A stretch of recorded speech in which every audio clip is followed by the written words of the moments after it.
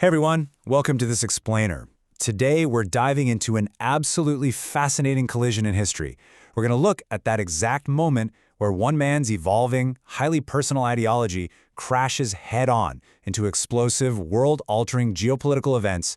We're talking about Mahatma Gandhi and how his personal philosophies collided with the global shockwaves of World War I, eventually leading to the infamous Rowlatt Act and its tragic aftermath. It's a massive story about social transformation, broken promises, and really the birth of a nationwide mass movement. Let's get right into it. Okay, here's our roadmap for today. We're going to kick things off with Gandhi's evolving social vision.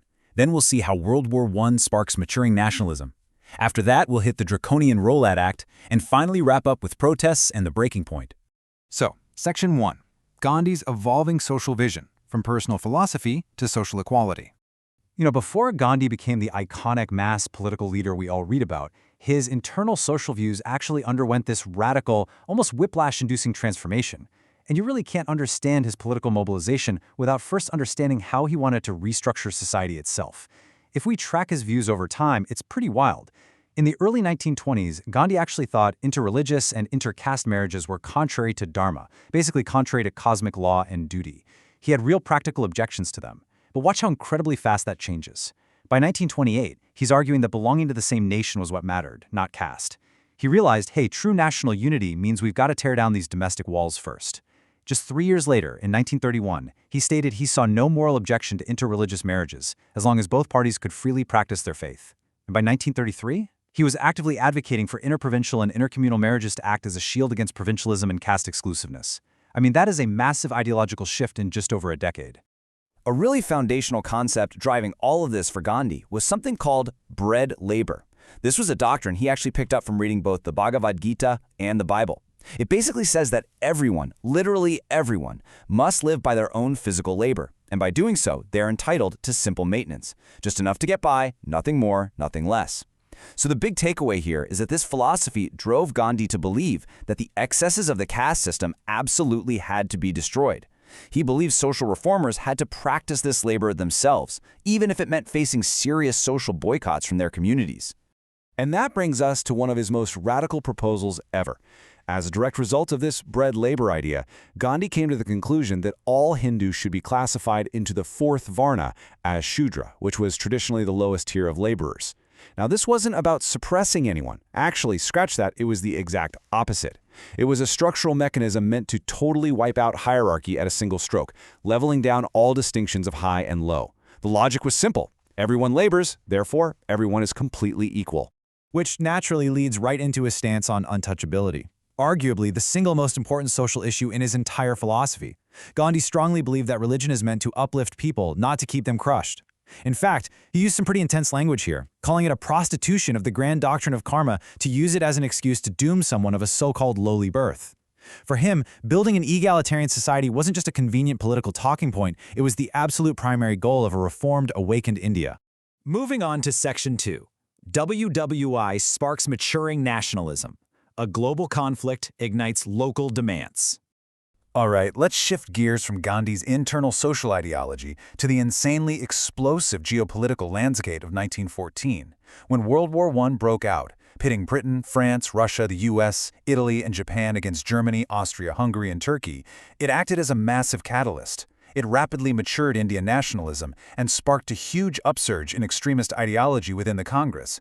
But what's really fascinating here is the stark contrast in exactly why different Indians supported the British war effort. On one side, you've got the moderates in the Congress, right? They supported Britain mostly on the pretext of imperial duty. But on the flip side, the extremists supported the war based on a very specific assumption. They fully expected Britain to reward their loyalty by granting India self-rule after the dust settled. So you have two completely different political motives for shedding blood in the exact same global conflict. Well, as the war dragged on, that passive move of the moderates totally gave way to a rising revolutionary tide. Outside India, you had the Ghadar Party organizing over in North America, and the Berlin Committee in Europe. Back inside India, this growing demand for a popular movement led Bal Gangadhar Tilak and Annie Besant to launch the Home Rule movement, which was explicitly trying to replicate the governance model used in Ireland. And politically, both the Congress and the Muslim League joined forces to push constitutional demands through the famous Lucknow Pact of 1916. The political temperature across the board was just boiling over. And then came the sparks that literally lit the powder keg. During the war, the British issued Montagu's Statement in August 1917, which Indian nationalist leaders found entirely unpromising, a real letdown. On top of that, the geopolitical loss of Turkey and the denial of ruling rights to the Khalifa, the spiritual leader of Muslims worldwide, deeply, deeply angered Indian Muslims. These two massive grievances ended up providing the ultimate justification to launch a mass struggle. All this raw emotion was channeled directly into the Caliphate and non-cooperation movements. Almost overnight, mass movement just became the new normal for challenging British rule. Which brings us to Section 3, the draconian Rowlatt Act, shattered hopes, and British paranoia. So right when Indians were expecting some sort of constitutional reward for their wartime support, the British government, which was frankly terrified of this rising nationalism, delivered sheer paranoia and oppression instead. The British were absolutely determined to crush the Indian uprising before it could drive them out.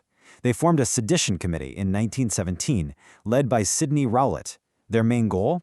To assess political terrorism in India, particularly in Bengal and Punjab, and to hunt down any possible connections to the German government or Russian Bolsheviks. The end result of this deeply paranoid committee was the 1919 Anarchistic and Revolutionary Crimes Act, which we all know simply as the Rowlatt Act. To really grasp the British mindset at this time, just listen to the paranoid grievances they used to justify this law. They complained about how difficult it was to prove arms possession. They claimed the police forces were totally inadequate. They said confessions were useless. Trials were way too protracted. There were far too many acquittals compared to actual convictions. And they felt constantly vilified by the press. It's basically a checklist of a colonial power losing its grip and just deciding to throw the normal rule of law out the window so they could maintain control. And wow, did they ever throw the rule of law out? The Rowlatt Act essentially replaced the wartime Defense of India Act of 1915 with permanent, incredibly draconian statutes. We're talking about the imprisonment of political activists without a trial and the arrest of anyone merely accused of sedition completely without a warrant. For the Indians who had loyally supported the British through the immense meat grinder of World War I, this felt like the ultimate, staggering betrayal. Now for our final part, Section 4, Protests and the Breaking Point, the first mass strike and a national tragedy. This right here is where Gandhi's meticulously developed theories of social mobilization and the political flashpoint of the Rowlatt Act finally collide in the streets of India. Na vakil, na dalil, na appeal. No lawyer, no argument, no appeal. This became the fierce, totally unforgettable rallying cry against the Rowlatt Act. It echoed across the entire subcontinent, and it perfectly captured the utter suspension of justice that this new law represented. In response to this outrage, Gandhi finally put his mass movement philosophy into direct action. He organized his very first mass strike in India against this act. He led a Satyagraha Sabha, strategically roping in the younger members of the Home Rule Leagues and Pan-Islamists, but crucially, he appealed directly to women to participate in the movement. Think about how revolutionary this was for that era. This is widely regarded as the formal entry of ordinary women into the mass nationalist struggle, tying perfectly back to his whole vision of an egalitarian society where everyone pitches in. But this immense wave of peaceful protest was met with just unimaginable cruelty. In April 1919, ordinary citizens gathered for what was a peaceful protest against the arrest of two leaders, Saifuddin Kichle and Satyapal. That gathering became the Jallianwala Bagh Massacre. The British government brutally opened fire on the trapped, completely unarmed crowd. It wasn't just a horrific massacre, it was the exact moment the moral authority of the British Empire in India evaporated entirely, gone overnight.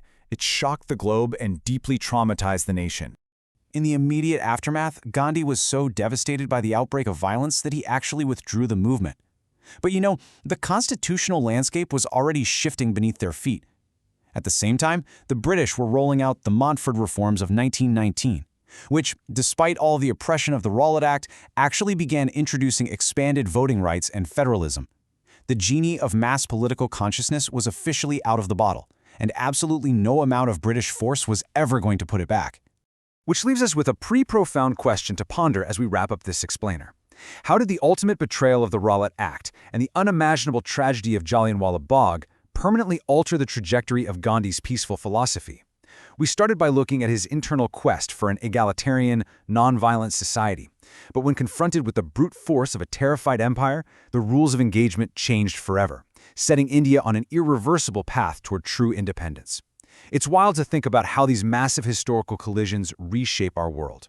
Thanks so much for learning with me today.